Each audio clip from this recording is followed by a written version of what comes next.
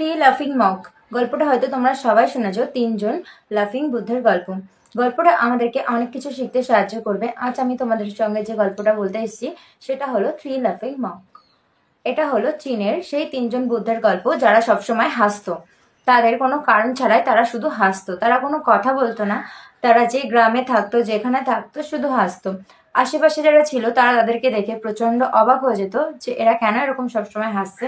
কিন্তু তারা কোনো প্রশ্নের উত্তর না পেয়ে তারা তাদের হাসি দেখতে দেখতে পুরো গ্রামের মানুষ তাদের হাসি দেখে হাসতে থাকতো। এভাবে যখন একটা গ্রাম অভ্যস্ত হয়ে যেত হাসতে হাসতে, তখন সেই তিনজন বুদ্ধ দ্বিতীয় আরেকটা গ্রামে চলে যেত। এরকম করে তারা একটার পর একটা গ্রামের মানুষকে চিনে হাসাতে থাকতো। এভাবে হাসাতে হাসাতে তারা অনেক ফেমাস হয়ে যায়, তাদেরকে সবাই ভালোবাসতে থাকে আর তাদেরকে থ্রি লাফিং মক বলে ডাকা হতো। আর তাদের একটা নাম ছিল, সেটা হলো বিচ্ছু বুদ্ধ, এরকম কিছু। যদি কিছু ভুল বলে থাকি তাহলে ক্ষমা করবে। পুরো গল্প এভাবে তারা পুরো চীন সবাইকে হাসাতে হাসাতে একদিন কি হয়, তাদের মধ্যে তৃতীয় বুদ্ধ মারা যায়।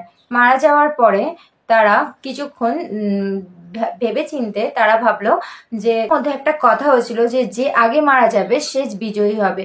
তো সেই তৃতীয় বুদ্ধ যখন মারা গেছে সবাই খুব জোরে তারপর তৃতীয় বুদ্ধ যখন মারা যায়, তার আর দুজন বুদ্ধ তারা প্রচন্ড হাসতে থাকে। তাদের এই হাসি দেখে গ্রামের মানুষ অবাক হয়ে যায় যে তাদের বন্ধু তাদের সাথে থাকতো, সে মারা গেছে, তারপরও সেই দুজন বুদ্ধ কেন হাসছে।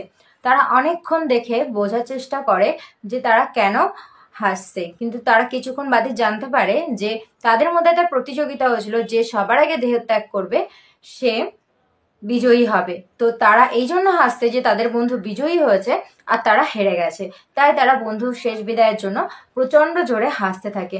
তাদের হাসি দেখে গ্রামের অনেকে, তারা তখনও খুব দুঃখ প্রকাশ করছিল, ভাবছিল তাদের বন্ধু মারা গেছে, তারা কেন এরকম ভাবে হাসছে।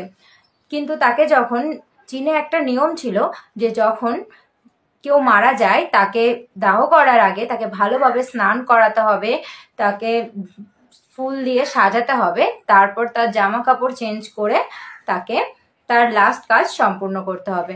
কিন্তু তার দুজন বন্ধু বলে যে না, সে কখনোই তার জামা কাপড় চেঞ্জ করবে না, তাকে স্নান করার প্রয়োজন নেই, কারণ তার মধ্যে এতটাই পবিত্রতা আছে যে তার স্নানের কোনো প্রয়োজন নেই। সে সারা জীবন এত এসেছে যে তার পুরো শরীরে কোথাও কোনো নোংরা নেই, আর তার মন এতটাই পরিষ্কার যে তাকে কখনো স্নান করানোর প্রয়োজন নেই।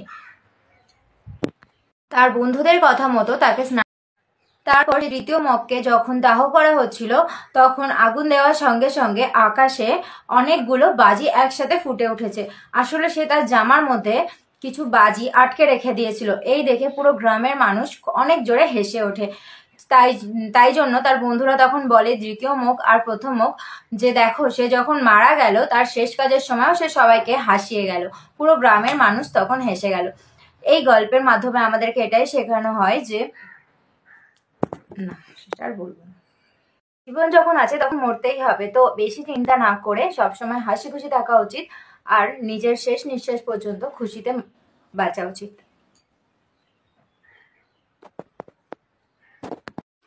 যদি গল্পটা ভালো লাগে তো প্লিজ একটা লাইক করে পাশে থেকো। বাই বাই ফ্রেন্ডস, আবার কথা হবে নতুন গল্পে।